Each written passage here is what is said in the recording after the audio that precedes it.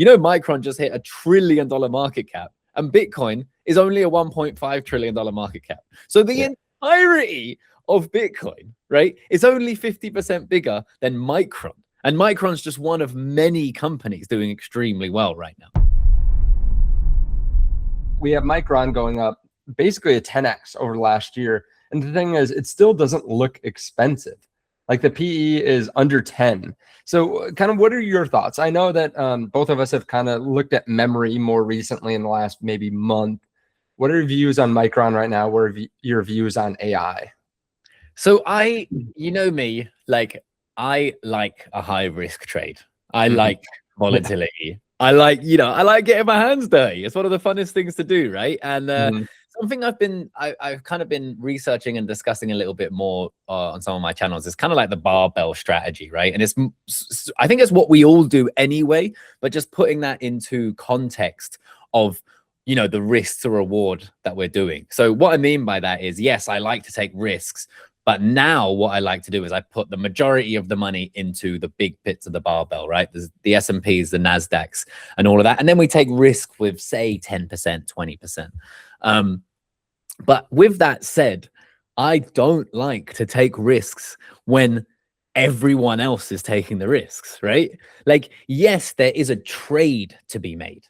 But I think it's very important that people don't confuse the difference between investing and trading. And I think in a moment that we're in, like the AI trade, I know it's not the same thing. And I know there's going to be stock people who really don't like me saying this, but it's very crypto 2021 to me, right? Yeah. Obviously, there's so much more money in this AI trade in the stock market than there was in crypto in 2021.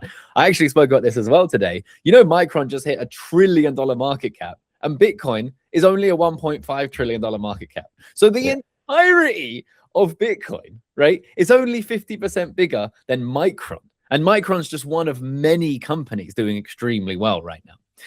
That being said, I have opened a trade on Micron, but that was it's about 7 or 8 days ago when we had a 20% retracement.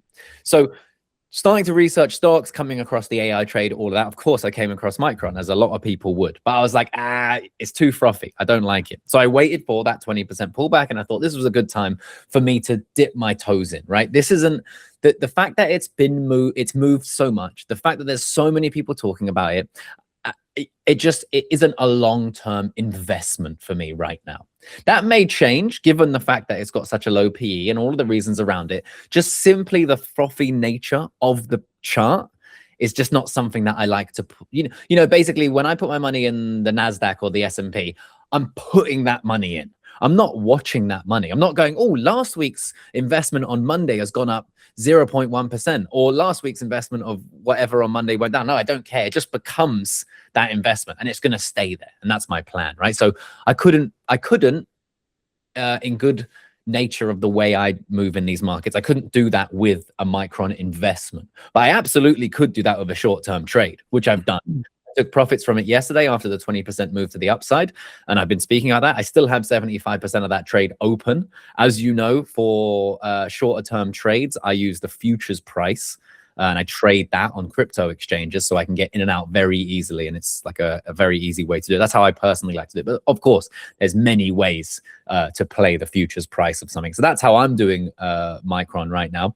And for me, I would just, if I was investing in it, or if I was continuing to trade as I am now, if anyone's doing the same thing, I would just be prepared for a pullback, right? I'm not saying it will come, but I've never seen a chart move the way Micron has without a pullback. And we can actually see quite plain as day in NVIDIA's chart. I think NVIDIA's down 8 or 9%, right? Massive earnings, perfect, beat everything, everyone's brilliant, but the price is down. But that's just simply because of the frothy nature of the chart, right? Nothing goes up forever. So I would try and understand that before really messing around, with buying these things. Because yes, I basically got in the trade after a big move to the upside, but I have the mindset of this is a risk. This is a small part of my strategy. It's not the big bits of the barbell. It's the very small high risk strategy or part of it. And then I know that in my mind. So if it does go down, or if I lose money on that trade, it's not the be all and end all.